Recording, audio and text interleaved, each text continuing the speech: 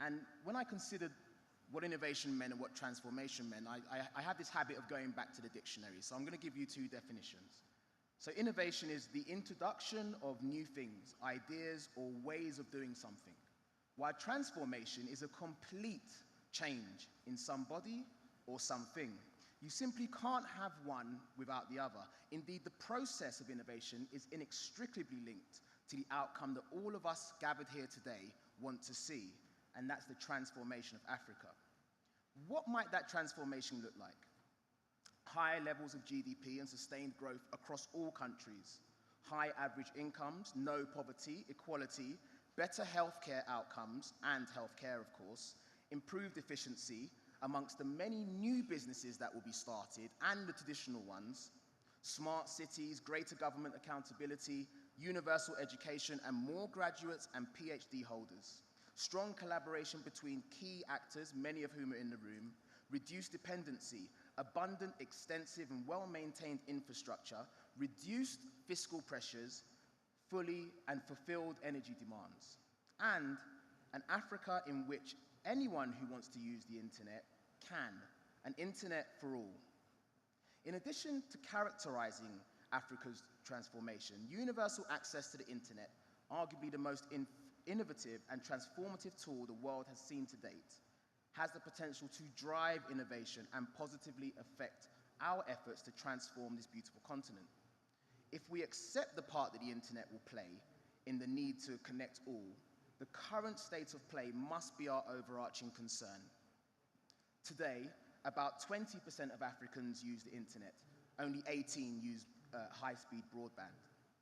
And unsurprisingly, Africa is at the bottom of all tables when it comes to internet and broadband usage. In Europe, internet usage stands at 80%, in the Americas, 66%, and in Asia, the worst ranked country after Africa, it's 37%, 17% higher than Africa itself. Clearly, we must focus on connecting the remaining 80% of Africans if we are to create an Africa in which internet for all is a reality. Yet to connect the unconnected, we need fundamental change. Rather than a trickle-down of ICT benefits that characterize the mobile revolution and the current development of internet, we must focus on the most marginalized, those living on $2 or less per day, rural dwellers, and of course, women. The Alliance for Affordable Internet's latest affordability report, which essentially looks at the policy environments in 51 developing countries, comparing apples with apples rather than apples with oranges, looks at how countries are geared towards driving innovation, driving greater affordability, and driving access. It notes for the 2 billion people in these 51 countries, for the 2 billion people living on less than $2 per day, none of them can afford the internet. And they'd have to pay between 0.5% above the UN target and 114.5% for an entry-level broadband connection. There are 25% fewer women than men using the net, and rural populations remain underrepresented, low incomes, a lack of access, etc. There are, of course, other challenges, and we acknowledge those at the Alliance. There are issues of relevance and appropriation, and existing societal constraints such as gender relations. The challenge is daunting, yet we also know that innovative policy, regulation, business models, and technologies, as well as civil society practices, can help meet this complex challenge quickly.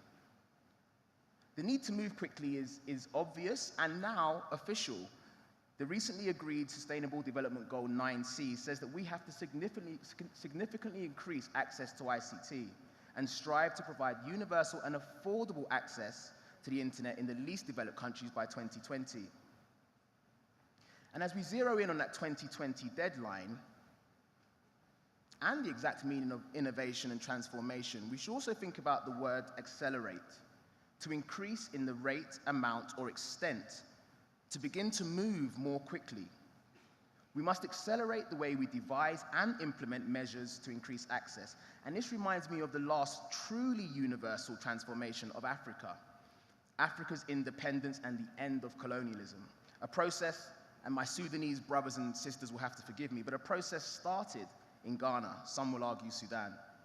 When Nkrumah, author of Ghana's independence and therefore one of the fathers of Africa's independence, left the United Gold Coast Convention Party disgruntled with a party that was full of intelligentsia, had little links with those at the bottom, and had a slogan which suggested independence in the shortest possible time. He started his own party in 1949, the Convention People's Party. Closer links to those at the bottom, a greater focus on their needs, and a new slogan, independence now. We all know what happened within 7 years of that party starting. This was a simple innovation, really, that led to a change of mindset, a change in colonial policy, and transformed the nation and indeed the continent. The call now is for internet, not in the shortest possible time, but internet now. This panel will examine the policy, regulatory, business models, technical innovations that are being used to connect Africans now. And with that in mind, I want to quickly introduce the 5 or 6 actually now, thankful to Ms. Weeks, distinguished panelists who will focus on this issue. Mr. Selexi Mokafane from Ericsson is the head of marketing and strategy and regulatory affairs with Ericsson and a key player in the continent. And we heard a lot about what Ericsson was doing this morning. Mr. Peter Ngunyi, who will do a lightning talk in a moment, is the president of BRIC, an innovative technology that's used to connect Africans in the hardest to reach places. He's an African entrepreneur focused on creating African solutions to our problems. And he's I should say, an adrenaline junkie. So we're hopeful that some of the excitement he brings and has in life will rub off on this panel. Ms. Elsie Kanza is the head of Africa at the World Economic Forum, has been since 2011. She previously worked for His Excellency Jakaya Kikwete, President of the United Republic of Tanzania, where she was responsible for economic affairs between 2006 and 2011. And prior to that, she was with the Ministry of Finance and the Central Bank of Tanzania.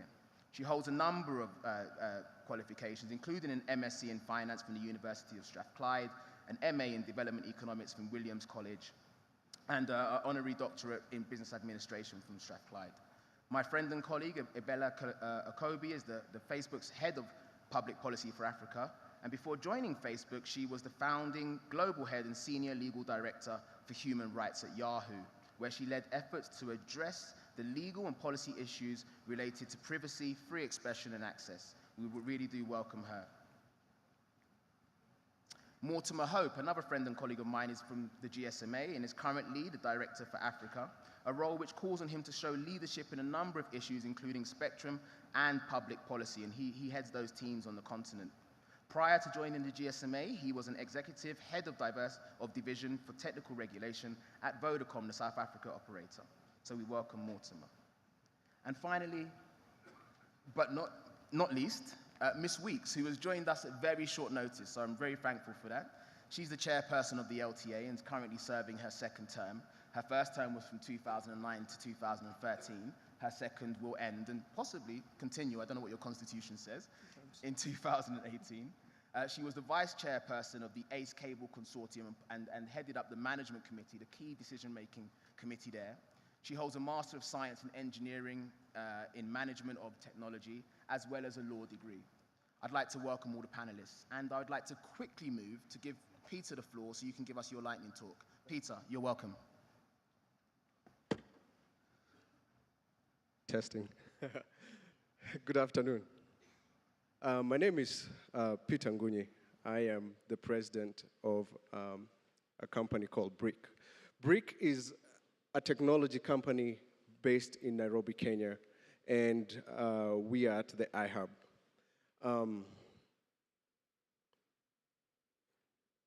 Rogers.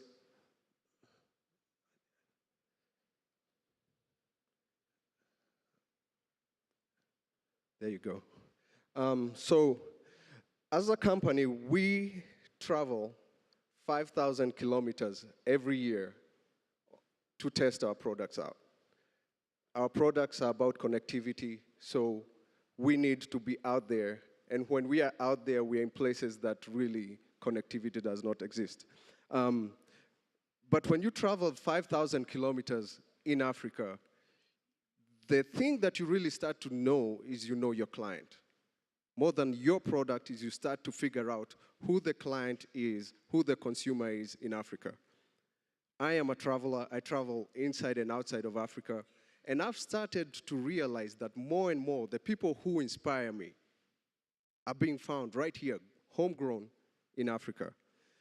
This gentleman here, his name is Julius Yego. He's a very exciting sports person. He's the 2013 and 2015 World Championship gold medalist in javelin. When you see this gentleman participate in any sports, you know, you cannot help yourself but smile. Look at that smile, you know. And then we have a gentleman named Alex Kirui. Alex Kirui heads a studio that does animation in Nairobi. And they've had huge successes, especially on a cartoon series called Makarao, which depicts, you know, the Kenyan policeman's interactions with the citizens. You can tell that will be interesting. But what do these two people have in common? Somewhere in their youth, they were able to get connectivity. And using that connectivity, they were able to go and do research and start watching videos and get on YouTube. And they were able to hone their skill and become better. And now they are the best in what they do. The unfortunate thing is that this is not the norm. This is not the norm in Africa. More people can be like this, but this is not what we are seeing. This is what's the norm in Africa. Connectivity is elusive for many people. Generally, cost is the big factor. You also have infrastructure and power problems. I'm sure some of you can know what that means or have grown somewhere where that is. Now, the problem of having high cost on connectivity is that the prices are high. And when the prices are high, you have very low demand for that connectivity. And when the demand is low, you have the people who are providing the connectivity, which these are the business people like us. We don't provide the connectivity as fast as we should because it's not as profitable, but that's something we think. So that circle and cycle continues to perpetuate, and we are not scaling connectivity fast enough in Africa. When consumers find something expensive, they consume less of it.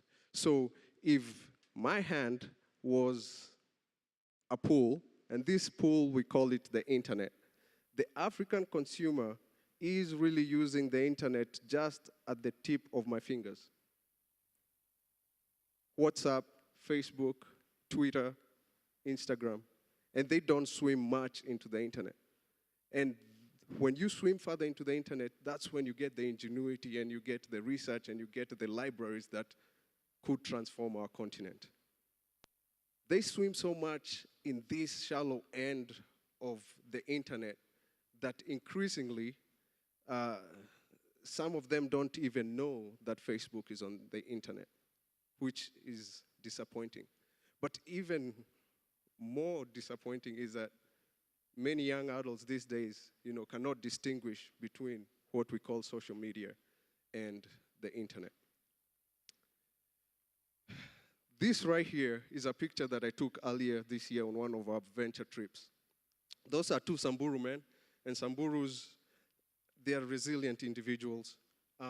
What they're doing right there is they are watching a video on a very basic smartphone. But what you don't see is that right next to them is the first cell phone tower that has ever been in this village. And they're consuming the connectivity at rates, because another thing that you don't see there is that the telco company that put that mast there, the cell phone tower, made their money back within their first 3 weeks. And we know cell phone towers are not cheap. So discounting the African consumer because you don't think you can make money off them is something that I want to, you know, kind of encourage us to move away from. I come from a company called Brick, and Brick, what we do is we create awesome wireless mobile Wi-Fi routers. It looks like a brick, that's why we call it a brick, and you can take it anywhere. 20 gadgets connected to it. It will power itself on for 8 hours, and it's agnostic of where it gets its connectivity from. Wi-Fi, satellite, TV, white space. And the idea is, you know, you take that to the Serengeti, Masai Mara, wherever you are working out of to be connected. But my question is, Why should we care? Why should we care? I think there are tons and tons and tons of current and future generations of Africans who are yearning to figure out what this connectivity is going to do for them. And we will be the beneficiaries of it, because if they did not get connectivity, we would never have known about them. So it's not only about them getting connectivity, it's what we are going to get from them, the majesty that comes from it, the awesomeness that comes from it. But finally, I want to ask us one question: is what can we do about it? You know, what can you and I do about it? You know, because we can create connectivity, but I think that the reason we create connectivity is not just for enterprise and for businesses and the resilience and the awesomeness. We know African entrepreneurs are incredible. I think we should take it deeper. We should take it all the way down to the basic. Take it down to education. Take it down to our children and see what can start happening when we bring connectivity all the way to the bottom. I have a video I want you guys to watch, and thank you very much for listening to me.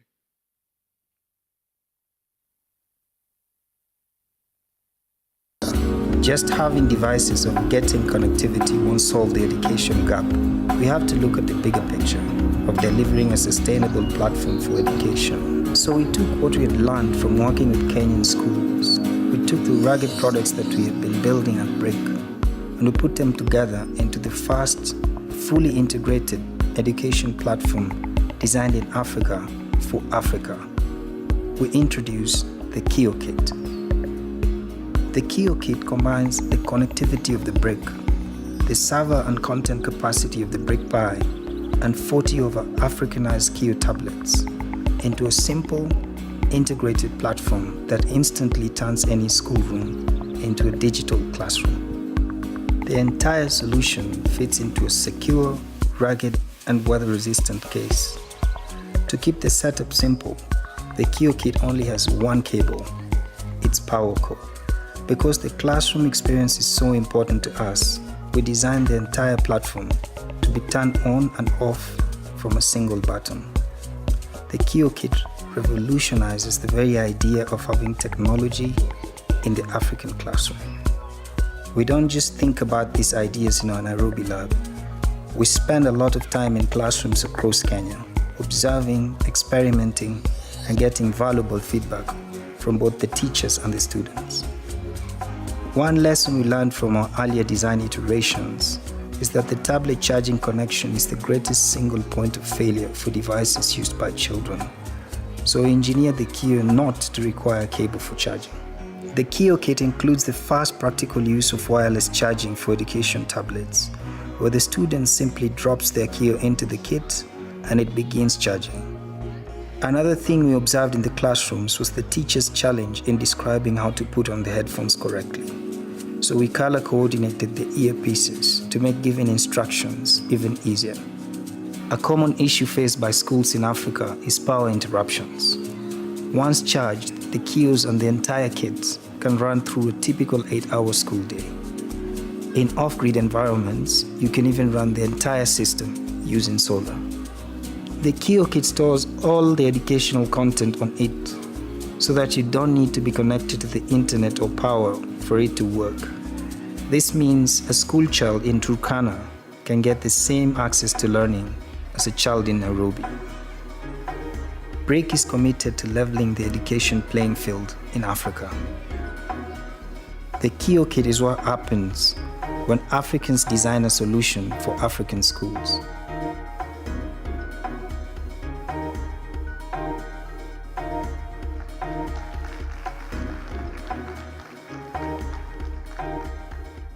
Thanks so much for that talk, and thank you for showing us the kit as well. It's solutions like that, innovative solutions to African problems that we need and that we're going to discuss in this panel. I also want to thank you in advance on behalf of the panelists for the questions you're going to pose at the end of this panel and the ones you'll pose on our tweet wall behind. So please do tweet your questions to us. My team at the Alliance for Affordable Internet will select some of the best and we'll pose those questions a little bit later on.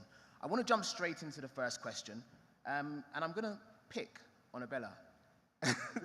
Abella, tell me, what do you think the biggest challenge is to innovation on this continent? Policy, business, regulation, technology? What's the biggest challenge we're facing? So when you're saying innovation, you're talking about technology, or you're talking about innovation, period? Because I actually don't think, I think anyone who has lived or worked in Africa cannot argue that there's innovation across the continent, right? So we're talking about tech, right? We're talking about innovation that will help us meet this goal of internet for all. So whether that's tech, whether that's policy, whether that's regulation, innovation. So I'm going to push back a little bit, only because I don't think that any complicated problems lend themselves to one single thing. So I think that there are a multiplicity of factors, and I'll talk about a couple of the ones that I'll just talk about a couple of them. One is around, obviously we've talked about, this whole conversation is about infrastructure. I think infrastructure is a major issue. I think often we spend a lot of time focusing on one single solution, so saying, oh no, it has to be fiber, or oh no, it has to be broadband. I think we at Facebook would say that it's a complicated issue. There are people living in rural density areas where one solution might make sense. There are people living in medium density areas where another solution might make sense. So I think one of the barriers and the solutions is to think much more broadly about what solutions can be depending upon where the issues are. I think one thing that we haven't talked a lot about in these conversations is also around electricity and power. So even if you're talking about, for example, a single person being able to charge their phone, if you're thinking about something that's really going to drive economies forward, it's not about one person with a phone. You need that, but you also need the type of access to technology that is supported by consistent power. And I know your next question is sort of so now that I've identified these things, so I think there's policy issues, I think there's infrastructure issues, and I think there are issues related to power. So your question is, so what are you, Facebook, doing about it? It's going to be next if you can do it succinctly, because I do want to move on to this issue of Let's move on, and I'll talk about solutions. I'm going to give you enough space.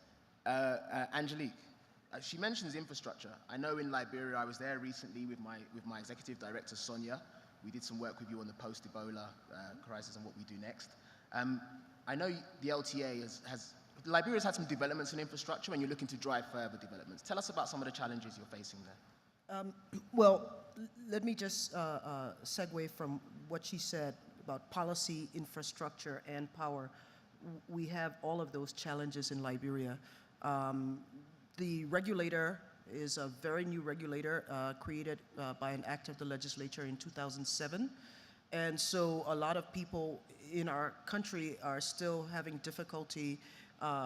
They're wrestling with the fact that the policymaker makes the policy and the regulator implements that policy. And we're carrying out one of the policies that has been implemented to promote access to the internet. That's in our access to submarine cables in the national policy. By virtue of what's in there, that it must be open access, affordable, non-discriminatory pricing, and no monopoly power. We were able to get funding from the World Bank to land the first submarine cable in Liberia. And that is a major catalyst for what we're all looking forward to, promoting access to the internet. Infrastructure, with that cable landed, our next big challenge is getting it out to the populace. Liberia is a least developed country. We have capital challenges, and so we have to find innovative ways to fund this. We have just completed the universal access regulations pursuant to the policy, and based on that, we're implementing 3 pilot projects to demonstrate the process and to make sure that everything's in place so that when we go full scale, we won't have any hiccups. When you say universal access, is that the Universal Service Fund? Yes, Universal Access Fund. Yes, we just completed the regulations. We've identified 3 pilot projects. Yeah. One will be for unserved, an unserved area where there's absolutely no connectivity. A tower will be erected there to provide basic 2G service. And then we've identified 2 areas that are considered underserved. One is a major referral hospital in the northern part of the country. We're upgrading them from 2G to 4G, so that they'll have faster service, and it will promote e-health and all of that. And then a third one, also an underserved area, is a telecenter that we're installing at the Tubman University of, it used to be the College of Technology, but now it's Tubman University, focusing on technology. These are demonstration projects to show that this can work, and we've gotten the commitment of the operators to contribute 0.5% of their annual gross revenues to that fund, exactly. We expect other entities to contribute, major international non-government organizations. We expect entities like USAID, DFID, et cetera, to put some money into that fund as well. And the government would be expected to put some money in. There's been some bad press around universal access funds. Are you confident yours is going to work? We're definitely confident, but time will tell. But we're aware of that. A classic story I've always heard about, I don't know whether it still holds true, but I was told that in India, they had about $60 billion in their fund and wasn't able to spend it because they couldn't agree on how it should be spent. Yeah. That's the purpose of these pilot projects, to prove that the process will work in terms of the competitive bidding process, anyone who is a licensed operator. And then the power aspect that she spoke about, as a least developed country, we are facing those problems as well. So we're looking at, we hope that solutions that might be brought in would focus on things like renewable energy, solar panels, telecenters that are self-sufficient, or will provide the power, solar or whatever else. So getting that out to the broader populace is a major challenge for us, because there are a lot of other developmental goals in our agenda for transformation. We're focusing on ports, energy, roads, and transportation. And as someone said this morning, everyone seems to be losing sight of the fact that ICTs will drive every one of those agenda items. And so it has been elevated, and it's being added onto the list. How we fund it, the government can't do it, and so we're looking at various models, including public-private partnerships.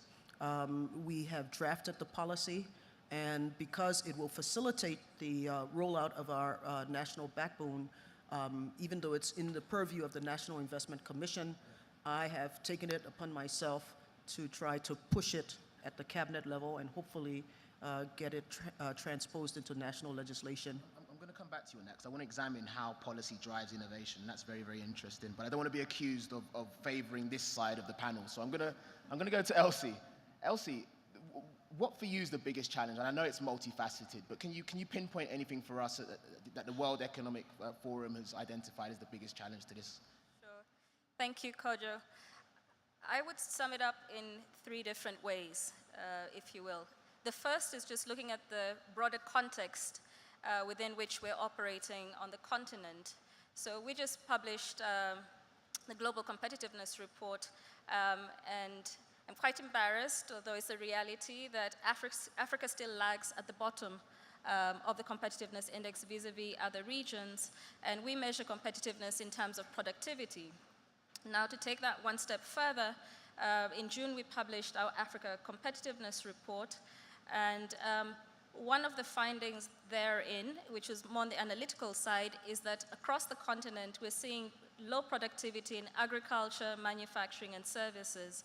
So there's a need to really look at how we embed ICT, and back to your earlier point about the urgency and the scale of the problem, in that we need to, 1, bridge the gap in terms of catching up with the rest of the world that's moving much faster, but 2, to also realize that there's certain basics that we need to address that also have an impact on ICT. So that could be infrastructure, education. So there's some complementarity, and we need to marry the 2.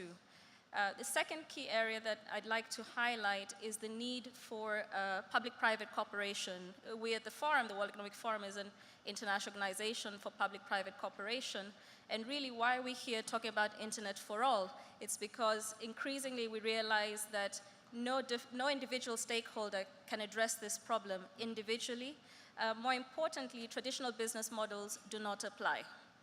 And so therefore, we need to put our heads together and think about how we can do things differently. And at the Forum, what we're enabling at the moment is we have an initiative called the Future of the Internet, and one focal area is Internet for All. Now, the way we define the Internet for All is not just with respect to infrastructure, but also with respect to how we can develop skills and increase awareness, addressing the costs element, as well as local content and application, because we see these as being complementary as well. And the last key message that I have is I think we need to do a better job of really understanding where your quote-unquote average African is. What is the reality of their context? Peter shared some of that with the BRIC addressing that problem. But for example, with respect to local content, we're finding that developing content offline, this is the earlier findings, is not the central challenge, right? The central challenge is addressing what you can call a push and pull sort of factor. Users are not willing to pull because they lack the skills and awareness. The private sector is not willing to push because the monetization element is low. So you now need to address the environment, and how do you balance that out? That's a different challenge. Yeah, if there are applause, please go ahead. I agree. I think we heard, you and I had a talk in the break. I think we heard this morning that there isn't a demand challenge with regard to broadband. And yes, there is pent-up demand, but we argued, or we came to the agreement that there is a demand challenge. This issue of relevance is a demand challenge. For you to have access to the internet in your location and still not use it, because you don't understand how it might benefit your life is certainly a challenge. We also heard about costs from Elsie, and that's important, and it's something that Mortimer, your stakeholders at the GSMA, know a lot about. You put a lot of investment into the continent already to give us the voice services that I mentioned in my talk. I know you're intent on doing a lot to provide internet and broadband services. Can you tell us about some of the challenges that you think we should be focused on resolving in order to ensure that we have internet for all? All right, thanks, Kojo. So for us to deliver internet for all, there are a few things we need to focus on. One is connectivity, which has been highlighted previously. And by connectivity, we mean everywhere where you have voice, there must be data. And at the same time, we need to make that available throughout the countries, because as we know, that many African countries, the populations are mostly in the rural areas. So we need to get the networks out there. We also need to look at affordability of the service and the device. And in terms of affordability, this morning we had some discussion about the taxation on the services and devices. Governments have a role to play by reducing or removing taxation on the services and the devices. We need to also look at the literacy levels, and this is something that there needs to be a partnership with the education ministries, and we need to just ensure that people, firstly, they are literate, they can read and write, because to use the internet you need to be able to do that. And then we also need to look at the locally relevant content, because it doesn't make sense for us to provide the internet and people don't see any relevance to them. It must make a difference to their lives. So those are the issues that we think need to be addressed. And there needs to be a partnership between government, the private sector, and civil society. And I wanted to touch on something that Madam Weeks said, that one of the projects is getting voice into an underserved or unserved area. And I would ask that you make it voice and data. Anywhere you go, any network that is built now must have voice and data. Shaletse. Please resolve Ms. Weeks' problem. Shelezi from Ericsson, one of the foremost providers of infrastructure and other solutions on the continent. Tell us how you're going to resolve this problem. At least start by telling us what the biggest challenge you face is, and then everyone's called for infrastructure, so resolve our issue after that. Yeah, I guess thanks very much for the opportunity. I'll try to bucket the challenges into three areas, and number one, talk about the markets aspect of that. I think we need to make sure that the industry and the technology does talk to solving the challenges that the people are facing. Because the minute we are able to articulate and bring out the challenges and solve the real day-to-day problem, then we stand a better chance to be able to elevate the whole innovation that will come out of the rural areas from that perspective. And then I think we had a little bit earlier some couple of discussions. If you look on the trends that are happening, there's a whole change around how people are now being educated. There's a whole change around how people are now looking after their health. We're talking about moving from health to wellness, moving from education to learning. So if we look on those things and also go to rural areas and say, how do we then look into solution to transform those challenges? The second area that is important is around the policy. I think it has been highlighted also early in the morning by the SG that there was a thinking of about putting another SGD in terms of saying what ICT could play. But I think the key thing that we need to look at now is that ICT is now becoming a key player across.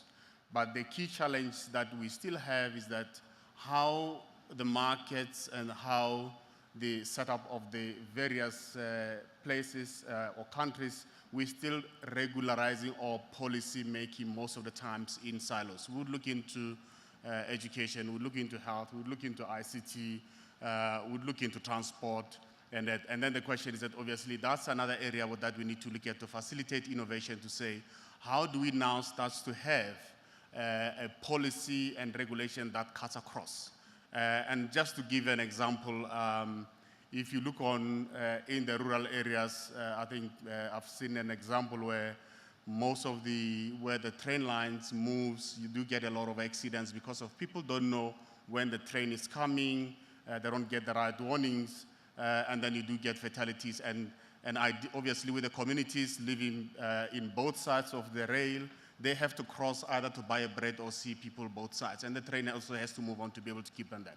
But with the right ICT deployment, if the two regulators of looking on the transport of goods on the railway and the regulator in ICT works together, you could be able to solve that problem and save lives. And just give one example, and I think you can name more and more and more in the different sectors. I think the key point for me is that how do we really create that cross-sector part of it? The last part of the challenge that we need to deal with, which comes close to the point that we talked about on the infrastructure, is the whole issue of harmonization and standardization. I think it has been said this morning, it's a very important factor. We must not undermine it. If you recall the days, just to give an example, where you had to carry a CDMA phone, sorry to mention that, but you move to another country, you are not able to communicate in that because there was not standardization, there was no interoperability, there was no that. Can you imagine as well today if we have to be here, I had to carry a phone for this company, and then if I have to talk to another person on a different company, then I have to carry that particular phone for that particular company. Those kind of things are not workable. So the whole issue of standardization is important. Then the whole issue of harmonization, because now we are talking to an era where the governments are starting to free up the important valuable spectrum. And I think I will mention this because of, I think the audience has talked about it this morning. It's so important as you go lower on the bands, which the TV bands they are vacating, to be able to propagate and provide the right data to the people in the rural areas. Therefore, in that space is an opportunity for Africa to be able to say, as we go to the WRC 15, to say, how do we then make sure that the continent is aligned? And I think for the first time for the continent to be able to come up with a position that is harmonized, is standardized, Therefore, that will then enable also other industry to offtake around that. And it will make sure that we accelerate the whole, making sure that everybody has got devices, everybody's connected, and then therefore we are extending internet to all in the rural areas. That's kind of key, obviously, from my side on those key points. You're giving me, and I think the audience, a lot of food for thought. I want to come back to Mortal and Spectrum, but we've heard a little bit about relevance, and thank you for these ideas of harmonization, which are definitely cost-cutting. When we heard this morning that Africa has some of the lowest prices, if not the lowest prices in the world for services. So how are we going to drive this affordability? Really, it's about reducing costs, and the harmonization that Sheleti spoke about is critical to that. But I want to touch on content. Ibele, I didn't probe you on what Facebook was doing to resolve this challenge, but we've heard about the importance of creating services and content, etc. Can you tell us what Facebook is doing to meet that particular challenge of relevance and content and driving that demand that I said is so important? Yeah, sure. And I think it's useful if I do it, if I may, in the context of what Internet.org is. So Internet.org is a program that Facebook started, I'd say maybe probably 2.5 years ago, and it was really to address issues that we saw related to access. Internet.org has a number of different solutions to address some of the different challenges. So some of the solutions are related to supporting infrastructure. So for example, those of you who have heard of drones, it's clear to everyone in the room that different population density areas need different solutions. So for example, if you're out in the rural areas, there isn't infrastructure there isn't fiber there. And so it's necessary, so that in that case, satellite is really helpful to provide backhaul. In areas that are a little bit a little bit more populated, medium density areas, that's where Aquila, which is the plane, that's where that can serve as backhaul. And then in areas that are like urban centers, this is where we think operators have done a really great job in terms of infrastructure, and this is where we think that it's good for us to partner with them around bringing down the cost. Now, to your point about relevance, one of the other things we saw, and I think it's obvious to everyone in this room, is this issue related to demand. So even if you have access to the internet, you may not be on it because you may not think that it's relevant to your life. And so this is where Facebook's free basics come in. This is part of sort of the holistic Internet.org program. And this is really to give people a taste of what the internet can do and what the internet can provide. And so with doing this, we partner with local operators, and the local operators are then able to offer a free basis, which is Facebook plus a suite of local and global services. So services related to health, maternal health, getting jobs, sports, news. And this is supposed to give people the opportunity to try the internet and see whether or not it's something that's relevant to them. We've also just added something called Platform, and Platform is something that allows local developers to create, because in the beginning we were picking we're picking the content ourselves, and obviously we can't be in every single country where Internet or Free Basics is launched. And we thought it would be even more powerful if we provided a platform so people could submit their own content. And so this allows a developer in Rwanda, a developer in DRC, to submit their own content. And we think that makes for a much richer experience because then people are submitting content that's relevant to them, that's locally relevant. And it's also a platform for that local innovation to reach more people. Okay, what's the uptake with that content so far? This is one of the big questions about Free Basics, Internet.org. What's the uptake? It's interesting. So it's new. So Platform is new in that it just launched like a month ago. And so it would be interesting to know after about 6 months, sort of what the difference. First of all, what people submit, for example. So for right now, I don't know like how many people have submitted from Rwanda or how many people have submitted from other countries. I think it would be helpful in about 6 months to see, so for example, are people logging on to the local content more? Are there types of content people are more interested in than others? And I think in a period of time, it'd be great to be able to talk about data coming from that and see what people are more likely to. Can I hold you to 6 months from now? Sure. Thank you so much. Peter, I'm in danger of neglecting you as well. Thank you so much for your lightning talk. I was introduced to you through your colleague, Eric, who works on BRIC. And we met in Nairobi, and he shared a document with me which outlines the discussions that BRIC had had with the government of Kenya about taxation, more the taxation on the importation of components for your particular device. And it struck me, it's important to all of us, how big a challenge has taxation been for you, and how big a challenge do you think it is for connecting all. Thank you, Kojo. Taxation in Africa is an issue. You know, as an entrepreneur, as someone who's trying to, number one, employ people. We are a 3-year-old company, and we have several different products. And there's not a single one of our products that's manufactured in Kenya, which for me is not something that I want to be talking about loud. Yeah. The repercussions that come from, number one, slowing you down. You know, if I bring a little new screw into the market and, you know, somebody looks at it and says, I don't know how much this is worth, you know, then you go through this, you know, it might take me 2 weeks. Well, if I can build it out there, I just saved myself 2 weeks. Yeah. The fact that all these different components come in and they are labeled something different, you know, the fact that the governments and, you know, I believe pay to Caesar what is Caesar's. You know, we are not trying to get away from taxes. Yes. It's just the idea that this slows us down. This makes my company from 40 individuals who are, and these are smart engineers. I would like to see them take whatever they have engineered and take it all the way through. You know, we are manufacturing in places like Austin, Texas. You know, we love Austin. I love Austin. We should not be giving our business to Austin. It should be in Nairobi, Kenya. The government does understand. We just need to help them, because this is something we can do together. Every question I ask is, what can we do together? You know, what can we do together to build policies that say, okay, we understand what you are as manufacturers, we understand what you are as technologists, we understand what you're trying to do, but also you need to understand what we are trying to do. We are trying to feed our people, we are trying to build roads, we are trying to do all these things. So somewhere in there, there is a compromise, there is a story to be had. And I think the government in the last 2 years has come a very long way. So it's not all gloom and doom. Good. I'm glad we're building this body of evidence and this increasing number of governments who are prepared to make these difficult decisions about taxation, the fiscal purse, and reducing taxation in order to drive internet for all. We know in Kenya there was the government decided to take away or remove the taxation on devices. They saw a huge jump in demand for devices, I think 200%.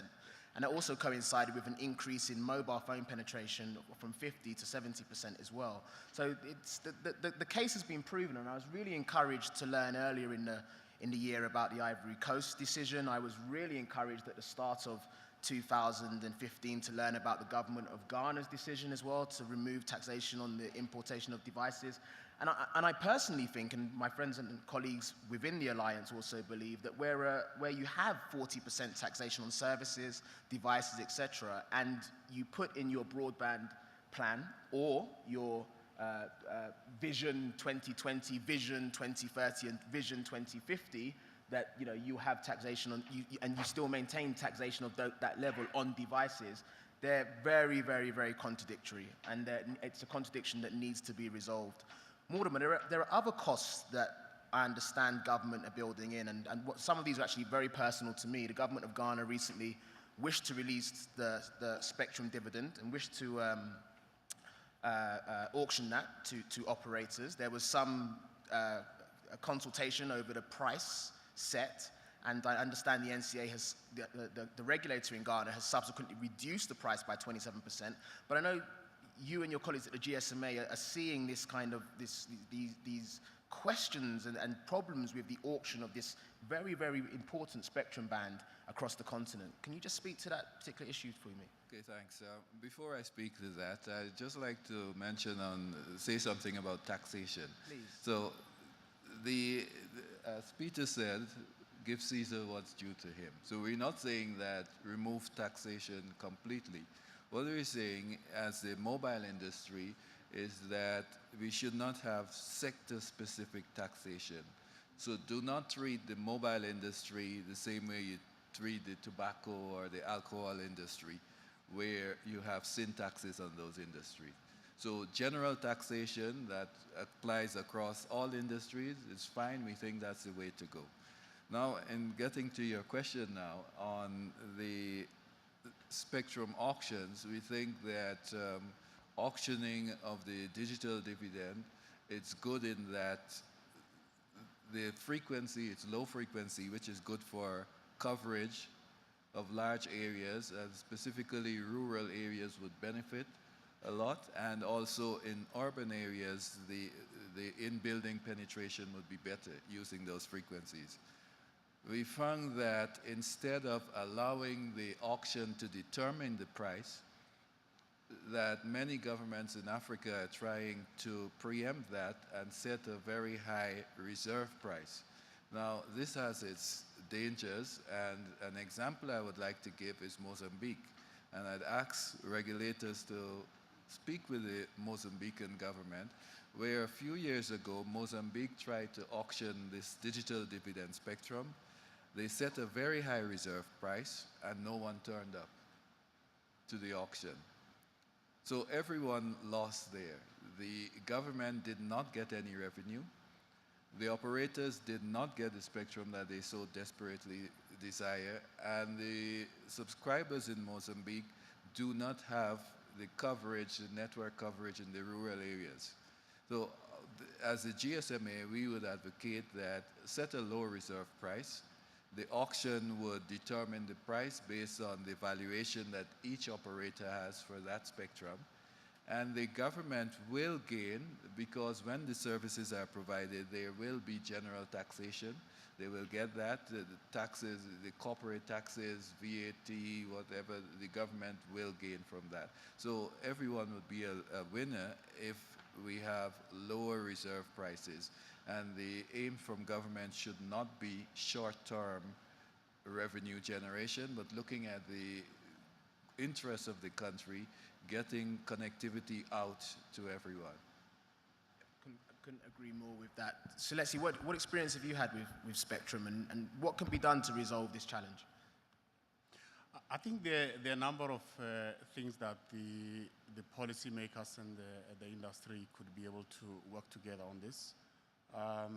Obviously, every market is different. I think the point number one is on the point that I mentioned becomes important on how the policymakers and across the region arrange the spectrum. We need to make sure that we arrange it in such a way that it does give us maximum, and then also you are able to get the devices, the ecosystem in place, so that it doesn't take time from the time that you make it available to be able to get more people connected, because of the arrangement is in such a way that you need certain special phones manufactured to be able to filter and be able to pick up the signal. And then the other area as well is that we need to think about what is the value that we are getting out of this sector. I think one person used that you need to see this ICT sector as a horse that pulls your bakkie of the economy to be able to reach the level that makes a critical mass impact. Do not look at it as a short-term cow that you need to milk and enjoy the benefits immediately.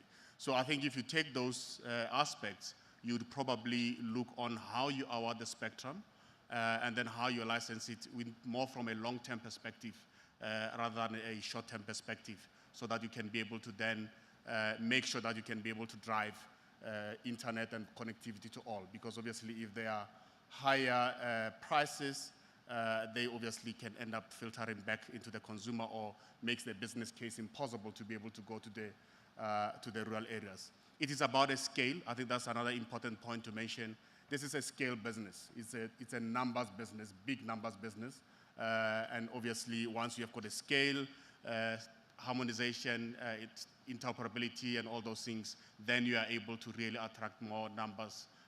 More devices can be manufactured at the lower prices. You are able to have everything that can be able to be taken to the rural areas. So let's not undermine that, because obviously once things becomes proprietary, it means you have got a higher cost that you are inputting into the system.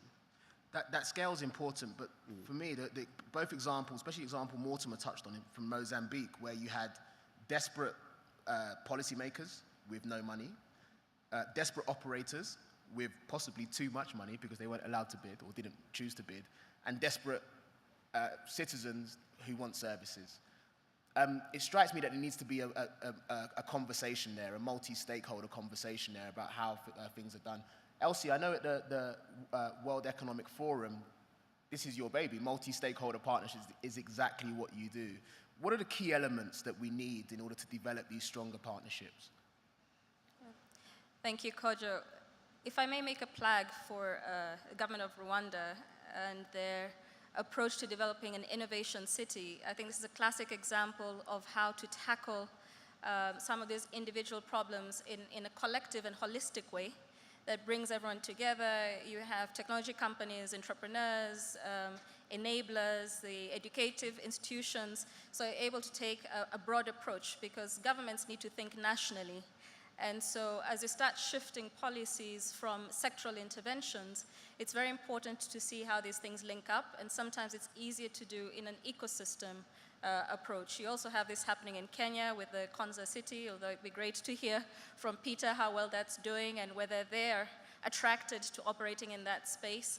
So I'd say one of the challenges for public-private cooperation is to really find the right vehicle that enables you to develop proof of concept, after which you can take things to scale either nationally or regionally, and to do that in a way that that balances out the interests of the different parties is critical.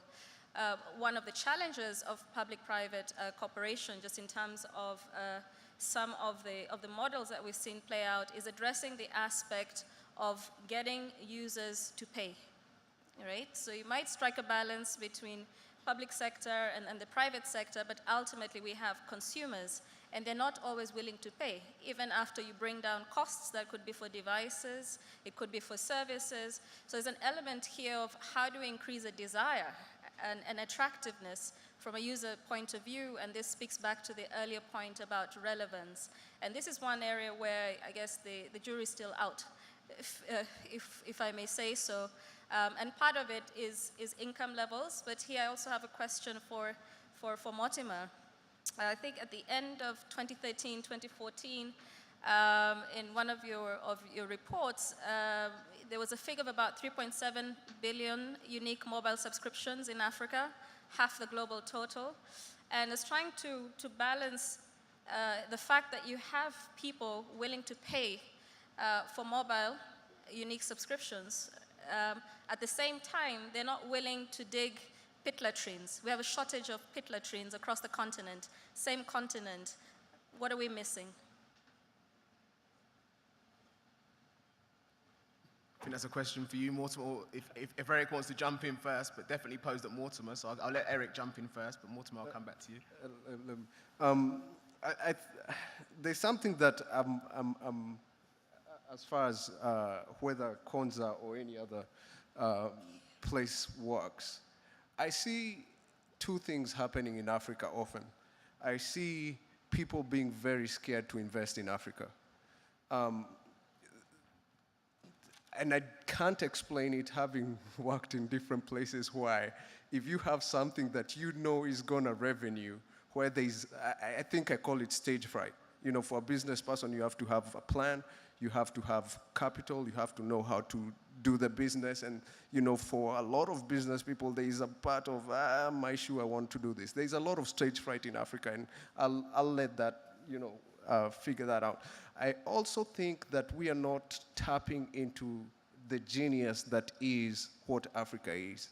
If you look at any government, if you look at any company, you know, very few of the companies that you see representative of the population. How many men to women, how many young to old, how many, you know, and I think that's where you find the answers. That's where we are finding our own answers. You know, so why aren't people paying for this particular service? You need to ask the whole population. Don't just ask the older generation, why aren't the younger generation paying for this service? You know, I think there is a lot of wisdom in finding, you know, real quick, a 17-year-old boy walked into my office, you know, 2 weeks ago, and he had such genius blueprints. I'm like, why aren't we seeing more of this? And when is this individual gonna meet someone who actually can encourage him and pour into him? So I think to answer the questions, we just need to get more into our population, more into our consumers, get back there, do research, and talk to them, and they'll tell us how they'll pay for what we are providing. Yeah, sorry, Mortimer.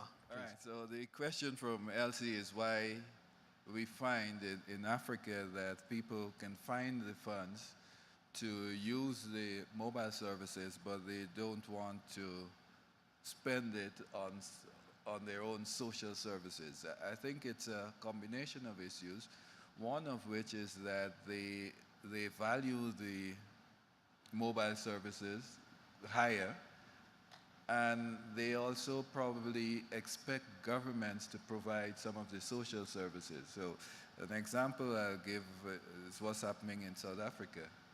We have some areas where people just go, they squat, and they build shacks. And they know that at some point the government is going to provide services to them. So they wait, and they demonstrate if it doesn't happen quickly enough. But all the time when it's happening, they're consuming mobile services. So getting to the point Elsie made, I guess it's human nature. If you know someone else is going to provide it, you will take advantage of that. I can imagine. The operators who have gone with free basics are hoping that the situation we see in South Africa with the shacks and the housing isn't going to happen. The idea, I understand, at least from some operators I've spoken to, is that what we're trying to breed is a critical mass of paying consumers. Yeah, and actually what we found is that people do spend most of the time outside of the free basics, and that's been really interesting. So the point of it is to give people a taste of it, not for them to stay on the services, but for them to understand the value of the internet, and then to be able to, if they can afford it, to pay for it on their own. And we found the majority of people are going outside of the free areas and paying for it. It's good. Can I just add something on that point? I think it's this also demonstrates, I think, the power of how important this sector is in terms of an input. Because of when you connect people, they would prefer to make calls and then create more opportunities than if you go and buy something on immediate consumption. Then it means the money's gone, it's gone. Yeah. So I think we must not undermine the transformational nature of this, because of if you access internet, you can create more opportunities. If you talk to 2-3 more people, you can create more opportunities. The very same money could double by taking that opportunity rather than just making it a consumption. Maybe that's one of the points that I need to highlight. Thanks so much for that addition. And the opportunity is important. And I want to give the audience an opportunity to ask questions. But I know, Angelique, you wanted to touch on taxation. Yes, thank you. I couldn't resist, because I'm the only representative of government on this panel. One thing we often try to communicate to people is that as a regulator, we represent 3 interests that we have to balance. The government's interest, the consumer's interest, as well as the operators, because it's a symbiotic relationship. They all depend on each other. And we have had our challenges in Liberia. I don't know if any other regulators here have experienced it, but we have the situation where the revenue collector and the revenue authority has unilaterally imposed taxes on the sector without any consultation with the regulator. But it's an uphill battle for us, because the government needs money, and so it's hard for us to make that case. But what we've begun to say is it seems as if you're setting us up to fail as a regulator in order to succeed as a revenue generator. Now, having said that, there are times also, because we get no subsidy from government, and so we must impose certain regulatory fees, because we're only funded by the revenues we generate. And most people do see the telecom sector as a cash cow, and more we're trying to encourage them as Mortimer said, I think it was Mortimer, encourage them to see it more as this strong horse that's pulling the economy along. And we hope that that type of thinking will come around, because otherwise all three of those interests we will fall short in serving them as best as we can. Angelique, I think that's one of the key reasons why myself and Sonia and the rest of the Alliance for Affordable Internet team enjoyed working with the LTA in Liberia, because that's the role of a regulator, to be a real champion for consumers and to balance those interests. So that's really, really interesting example. Thanks ever so much. I'm going to put my team under immense pressure. I'm going to go to the tweet wall first. I've asked my team to give me the most interesting question from the tweet wall. So can one of the team from the Alliance tell me what the most interesting question was?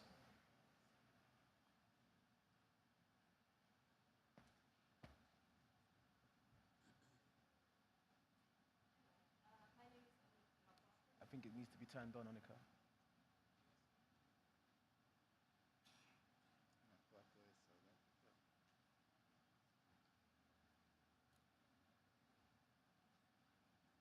Annika, come up. That's going to take too long. We need innovation. Come up. Take my seat. Come up. Come up. Come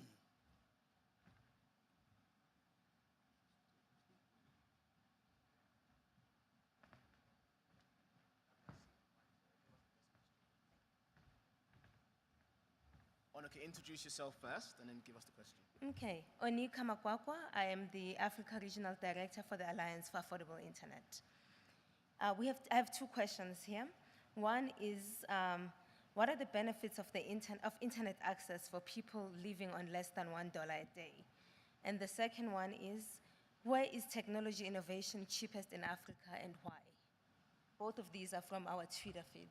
Thank you so much. That's from the Twitter feed. I know, Angelique, you drive competition. Sorry, I know you drive competition. And at least you facilitated it as well with your private sector members. But from the four colleagues here, you guys are intent on competition. You do competition. So I'm gonna give you the opportunity. Who wants to answer that question first? So I think it was what's the benefits to somebody on less than $1 a day of using the internet? And where is technology innovation cheapest in Africa? And I'll leave it to the four of you to go first. Hands up. Go ahead. Yeah, I think maybe I'll add on the point that I just mentioned a bit earlier, is that if you look on providing internet to the rural areas, and then you've got these bright young people that then have to look for jobs or have to be able to make market their products, if it's the lady at the street selling their different products. I mean, obviously, if you look on that, ICT becomes critical to say, I can now be able to access job sites, and then also as a government and institutions, we can be able to put jobs on the web, and then the people can be able to access them.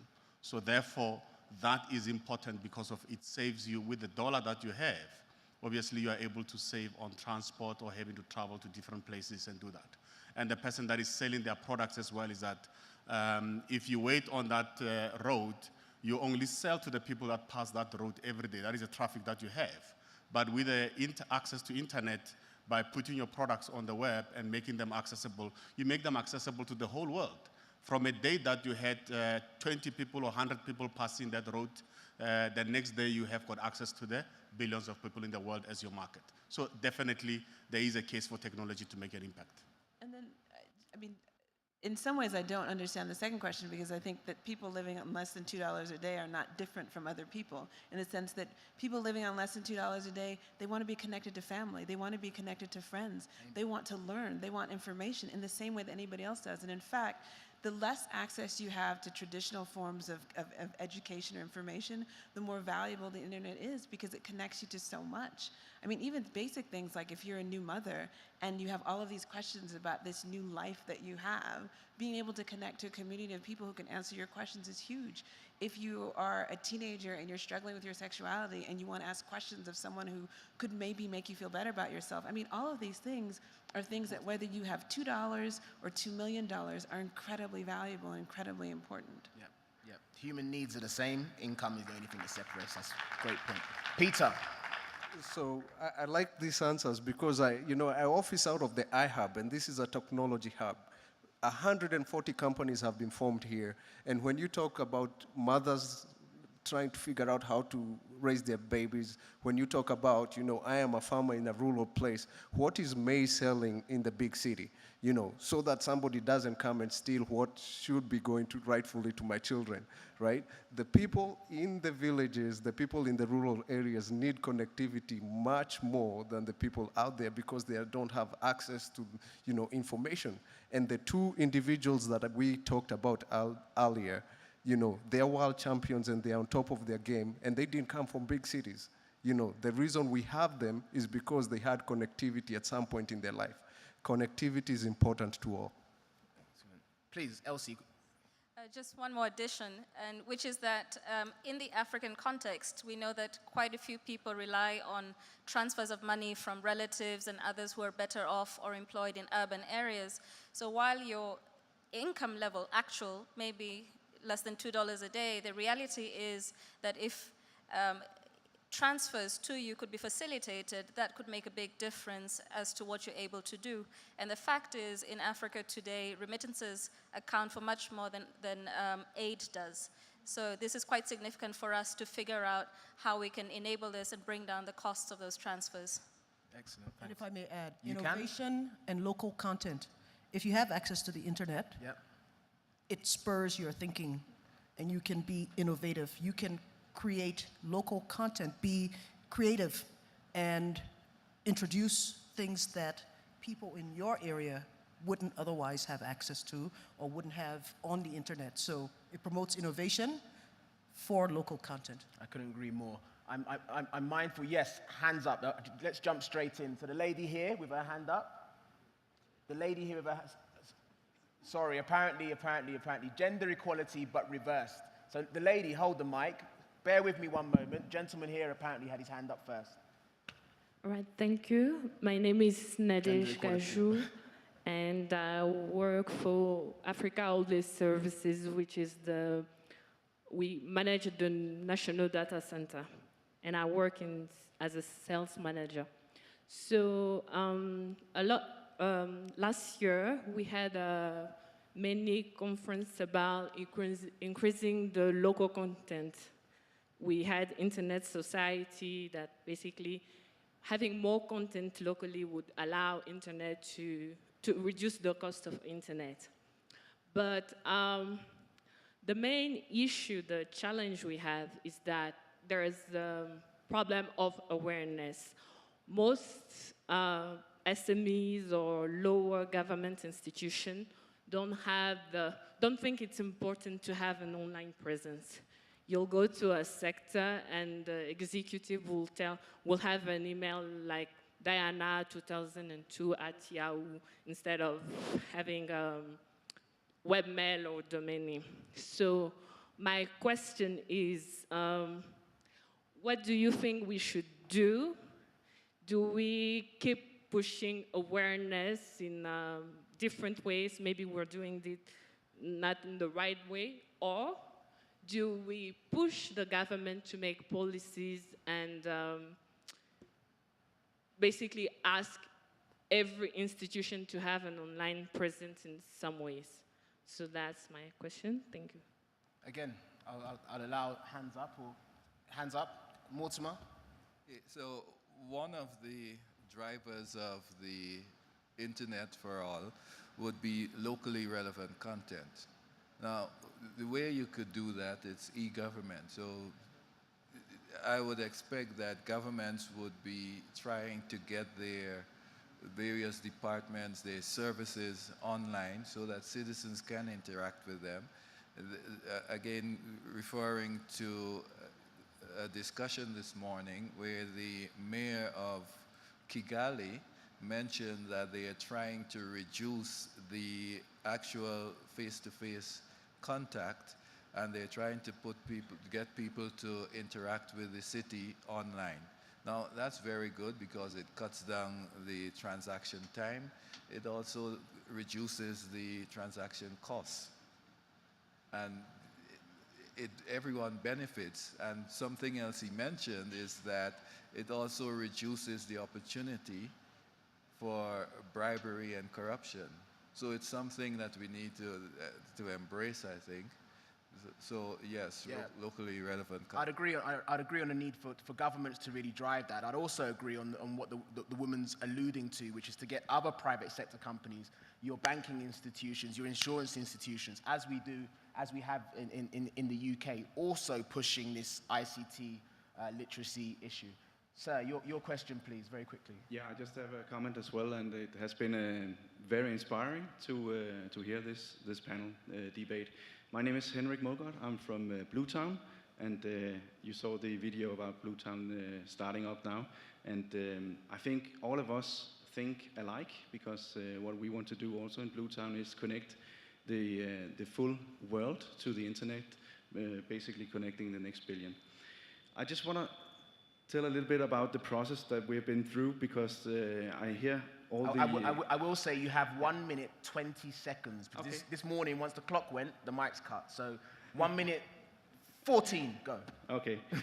We see at least 1.5 billion people without connectivity. Many people say this is 4 billion. So we've also been working for this solution, and we've tried to go the traditional ways first. But we found out that it was too costly. The lack of power in these areas are also making a big wall against the solution and us.